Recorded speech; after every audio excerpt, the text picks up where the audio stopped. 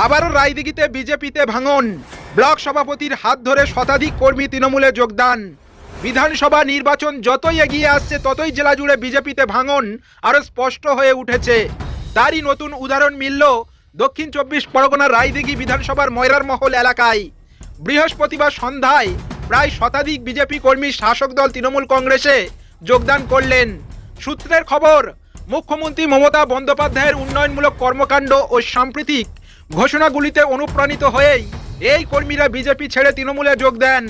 মথুরাপুর 1 নম্বর block Trinamool কংগ্রেসের সভাপতি মানবেন্দ্র হালদারের হাত ধরে আনুষ্ঠানিকভাবে তাদের দলীয় পতাকা তুলে দেওয়া হয়। এদিন মুখ্যমন্ত্রী মমতা বন্দ্যোপাধ্যায় লক্ষ্মীর ভাণ্ডার প্রকল্পে যুগান্তকারী ঘোষণা করেন। লক্ষ্মীর ভাণ্ডারে 1000 টাকার বদলে 1500 টাকা এবং 1200 টাকার বদলে 1700 টাকা দেওয়ার কথা ঘোষণা করা হয়। পাশাপাশি 21 থেকে 40 বছর বয়সী বেকার যুবকদের জন্য মাসে 1500 টাকা ভাতা দেওয়ার কথাও জানান মুখ্যমন্ত্রী। এছাড়াও আশাকর্মী, অঙ্গনওয়াড়ি কর্মী, প্যারা শিক্ষক ও সিভিক ভলেন্টিয়ারদের ভাতা 1000 টাকা করে বাড়ানোর ঘোষণা করা হয়।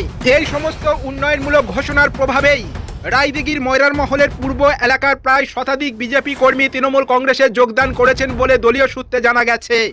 রাজনৈতিক মহলের মতে এই যোগদান শাসক দল তৃণমূল কংগ্রেসকে আরো শক্তিশালী করবে এবং আসন্ন 2026 বিধানসভা নির্বাচনের আগে রায়দিঘি এলাকায় তৃণমূলের সংগঠন আরো মজবুত হবে বলে সূত্রের খবর। রায়দিঘি থেকে নুরুদ্দিনের রিপোর্ট, বিএনটিভি। এসআইআর নিয়ে মানুষ পাগলের মতো হয়ে যাচ্ছে। তাই মমতা বন্দ্যোপাধ্যায় কালকের সবাই টিভির মাধ্যমে দেখেছে যে কিভাবে এসআইআর নিয়ে সুপ্রিম কোর্টে লড়াই করছে। আর উন্নয়ন তো দুয়ারে দুয়ারে পৌঁছে গেছে, রাস্তায় দাঁড়িয়ে আছে। এই উন্নয়ন দেখে আর মমতা বন্দ্যোপাধ্যায়ের যে পরিকল্পনা, যে কাজ, মানুষ খুশি হয়ে তৃণমূল কংগ্রেসে যোগদান করবে। আওতায় অবশ্যই এসছে এবং লক্ষ্মীর ভাণ্ডার 1000 টাকা ছিল, 1200 টাকা ছিল, 1200 টাকা 1700 টাকা হয়েছে।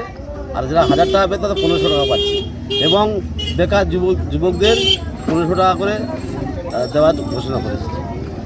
তার সাথে যে দিদির যে উন্নয়ন, রাস্তাঘাট, লাইট, মানে হাইমাস লাইট, ড্রেন মানুষের দুয়ারে দুয়ারে পৌঁছে গেছে। স্বাস্থ্যসাথী কার্ড, সবুজ সাথী, কন্যাশ্রী, কত প্রকল্পের নাম বলবো। আর বিজেপি একটা প্রকল্পের নাম বলুক না, বিজেপি কে করবে? বিজেপি কেউ করবে না। মানুষকে হয়রান করছে, এসআইআর করে মানুষকে তাড়াবার ব্যবস্থা করছে। তাই এই 2026-এ এই রায়দিঘি বিধানসভা থেকে অন্তত 70 থেকে 80,000 ভোটে তৃণমূল কংগ্রেস জিতবে। আপনার পরিচয়? মানবেন্দ্র হালদার, মথুরাপুর 1 নম্বর ব্লক সভাপতি।